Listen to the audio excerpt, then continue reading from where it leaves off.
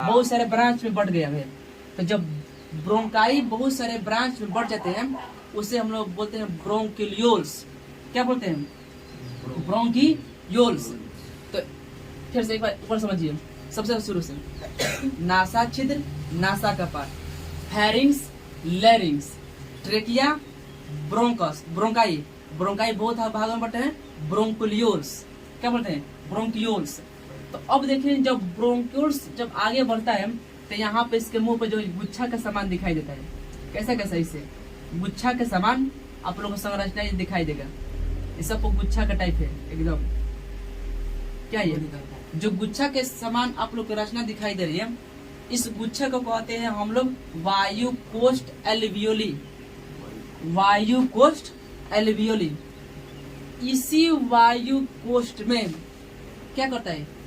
हवा यानी ऑक्सीजन आता है और यही वायु कोष्ठ से, इसी वायु कोष्ठ में रहता है ब्लड। कौन आता है? रक्त यानी कि ब्लड। और यही ब्लड इसमें वायु कोष्ठ से ऑक्सीजन को क्या करता है? उठाता है और पूरे शरीर में क्या कर देता है? पूरे शरीर में फैला देता है। तो पूछा जाएगा कि बताइए आप लोग कि जो ये वायु कोष्ठ है, वायु कोष्ठ से ऑक्सीजन को शरीर के विभिन्न कोशिकाओं तक कौन पहुंचाता है? ब्लड। अब ब्लड में भी कौन ब्लड? तो आरबीसी के जो हीमोग्लोबिन होता है उसी का काम है। एचबी हीमोग्लोबिन क्या होता है? रक्त में होता है हीमोग्लोबिन। और यही हीमोग्लोबिन यहाँ बैठकर वेट करता है और देखता है कि कब ऑक्सीजन आए और हम उसको उठाएं और शरीर के विभिन्न कोशिकाओं तो क्या कर दे? पहुंचा दे। तो ये होता है वायु कोष्ठ।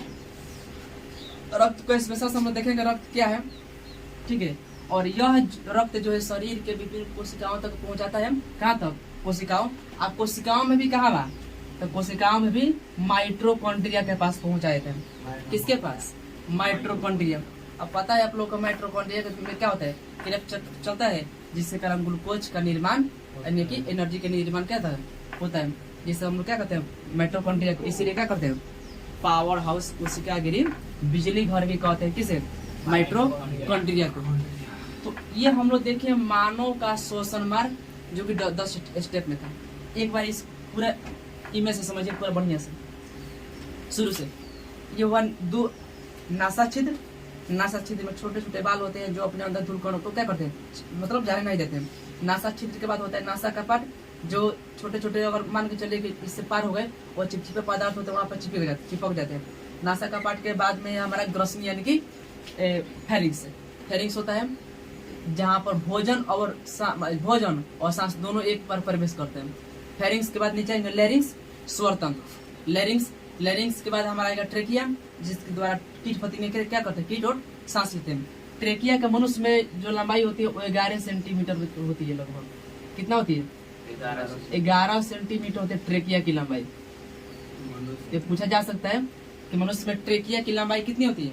11 सेंटीमीटर लंबी होती है। उसका देखे ट्रेकिया जब आगे चलकर 2 भागों में बट गया, ब्रोंकाई जब बहुत सारे ब्रांच बटे, ब्रोंकियोल्स। अब ब्रोंकियोल्स के ऊपर जो मुंह पर गुच्छा का सामान्य रचना दिखाई दी है उसे हम लोग वायु कोष्ठ एल्वियोली कहते हैं। ये इसी एल्वियोली में ऑक्सीजन आता है और इसी एल्वियोली में ब्लड रहता है। ब्लड में रहता है हीमोग्लोबिन, जिससे काम है कि आए हुए ऑक्सीजन को उठा कर और शरीर के विभिन्न कोशिकाओं तक क्या कर देना? पहुंचा देना। और वो कोशिका के किस अंग में पहुंचाता है? तो माइटोकॉन्ड्रिया। माइटोकॉन्ड्रिया में क्रिया चलता है और वहाँ पर ग्लूकोज का निर्माण होता है। तो ये हम लोग देखें कि ये मानव का जो श्वसन मार्ग है ये। अब हम लोग देखेंगे स्ट्रक्चर के बारे में थोड़ा सा डीप से। ये आपका माउथ है, मुंह, जहाँ से हम लोग किसी भी भोज्य पदार्थ को क्या करते हैं? खाते हैं, एंट्री करते हैं। यहाँ पे देख लीजिए लैरिंग्स, ये आपका हुआ ट्रेकिया, ठीक है। ट्रेकिया जब 2 भागों में बटा, यहाँ पे देखिए ध्यान से, यही 2 यहाँ से भागा ना 2 भाग में ये, इसी को हम लोग बोलते हैं जी ब्रोंकाई। क्या बोलते हैं जी? ब्रोंकाई। इसी भाग को जब आप डायग्राम बनाएगा तो इसको ब्रोंकाई को इस डेस मान लीजिएगा ब्रोंकाई। आइए जो ये सब छोटा छोटा दिख रहा है ना ब्रांच वाला, जब ब्रोंकाई बहुत सारे ब्रांच बढ़ गए हैं उसे क्या कहते हैं, ब्रोंकियोल्स। क्या कहते हैं, ब्रोंकियोल्स। ये जो गुच्छा का सामान आपको दिखाई दे रहा है, गुच्छा का सामान, इसी गुच्छा के सामान पे क्या कहते हैं, यही गुच्छा के सामान को क्या कहते हैं, वायु कोष्ठ एल्वियोली। और इसी वायु कोष्ठ में क्या रहता है, रक्त रहता है। क्या रहता है, रक्त। रक्त में मौजूद होता है कौन चीज, हीमोग्लोबिन। जब भी हम लोग जैसे सांस लिए, जैसे हम लोग सांस लिए, तुरंत ऑक्सीजन को हीमोग्लोबिन उठाएगा और तुरंत शरीर पे क्या कर देगा, पूरा शरीर के विभिन्न भागों तक पहुंचा देगा। जिस जहां से जैसे पहुंचाएगा वहां से जितना भी अपशिष्ट CO2 रहता है, CO2 तुरंत सबसे CO2 बिटो लगा, CO2 जल्दी जल्दी जल्दी दो, CO2 लेगा और लेकर कहाँ छोड़ देगा, फेफड़ा में। यहाँ पर अब फेफड़ा क्या करेगा, इस रास्ते के द्वारा क्या कर शरीर से बाहर। यही क्रिया हमेशा चलती रहती है। इसका काम ये आएगा एकदम बैठा तो एकदम टुक टुक देखते रहता है, आया आया आया, लो सांस लो जल्दी, ये सांस लिए, बस सांस लिए, एकदम पकड़ा हीमोग्लोबिन, पकड़ा किसको, ऑक्सीजन को, शरीर के विभिन्न तक पहुंचाया। अब उतना ही देरी में पूरा उधर से CO2 क्या किया, तो मांग लिया चाचा जल्दी जल्दी हम बाद में भाग जाए, पकड़े एकदम धाई दिया, CO2 निकाला और लेकर छोड़ दिया कहाँ, फेफड़ा में। और ये फेफड़ा क्या करता है, इस ट्रेकिया के द्वारा शरीर से बाहर निकल। तो ये होता है हमारा श्वसन मार्ग। किस तरह से श्वसन आता है, कैसे होता है, आप लोग देख लिए। अच्छा, ये को हम लोग का बात यहाँ पर ये देखना है कि आखिर जब श्वसन लेते हैं तो लेने में हमारा पूरा मदद कौन करता है, कौन, फेफड़ा। जब सांस लेते हैं ना, पूरा नाक से या मुंह से सांस नहीं लेते हैं, लंग से सांस लेते हैं, ठीक है। तो आप लोग जब टानेगा ना, यहाँ देखिए यहाँ पर ये ऊपर उठता है ना, और वैसे एकदम पूरा एकदम सीना चौड़ा होता है। जब छोड़ते हैं फिर क्या होता है, नॉर्मल होता है। जिस तरह से देखिए ध्यान से, देखते हैं हम कि सांस लेने में मदद कौन करता है, छोड़ने में मदद कौन करता है। तो देखिए कि ये फेफड़ा जो है सांस लेने की मतलब बहुत महत्वपूर्ण अंग है। फेफड़ा के द्वारा ये सांस क्या कहता है, खींचा जाता है, लिया जाता है। लेकिन इस फेफड़ा के पास उतना शक्ति नहीं होता है कि सांस को बाहर का करे, निकाल दे। इस फेफड़ा के पास उतना, इसके पास क्षमता है सांस को अंदर खींच लेने का, लेकिन उतना क्षमता नहीं है कि सांस को क्या करे, बाहर निकाल दे। तो कोई ना कोई अंग होगा ना जो शरीर से सांस को बाहर निकाल दे। तो पता लगे एकदम सांस लिए आज निकालने वाला कोई है ही नहीं, कहानी खत्म। तो इसमें एक विशेष प्रकार के अंग होते हैं। देखिए जिससे हमने दिखाई दे रहा है स्ट्रक्चर दिखाई दे रहा है, ये वाला बाहरी वाला, इसे हम बोलते हैं डायफ्राम। क्या बोलते हैं, इसे हम लोग बोलते हैं डायफ्राम।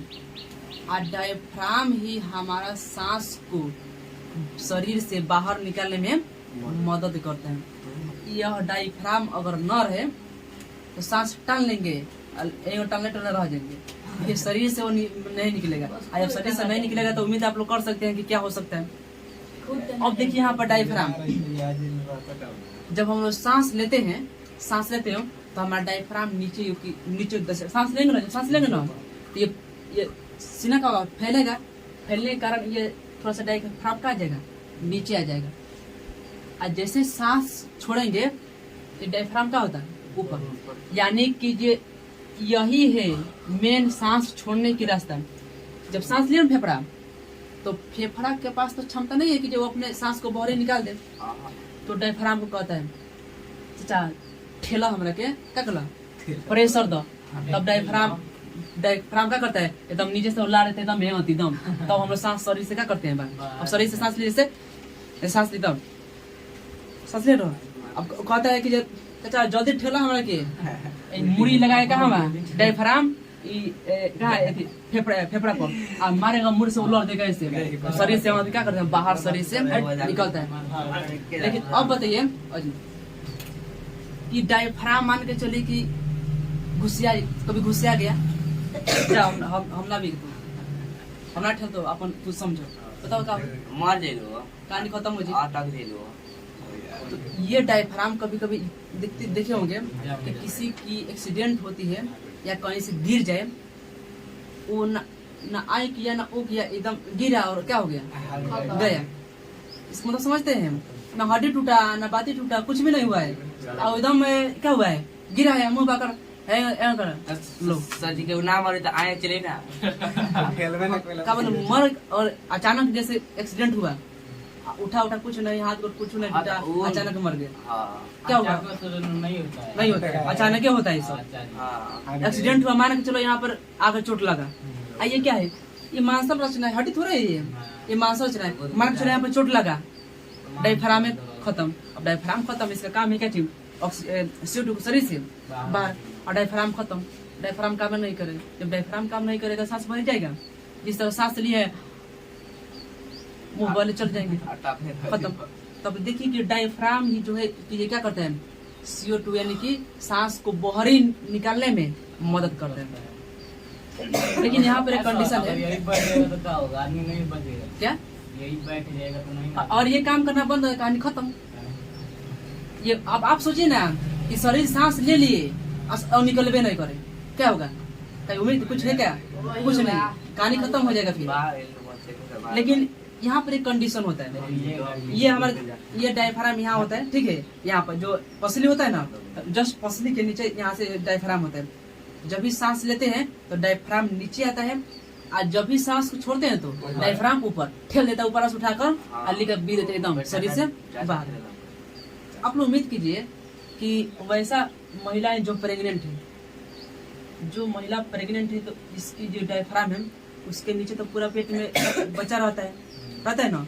और बताइए कि ये तो नीचे आ नहीं सकता है, ध्यान समझिए कि ये डायफ्राम तो नीचे आएगा नहीं, कि यहाँ पे क्या होता है, बेबी होती है,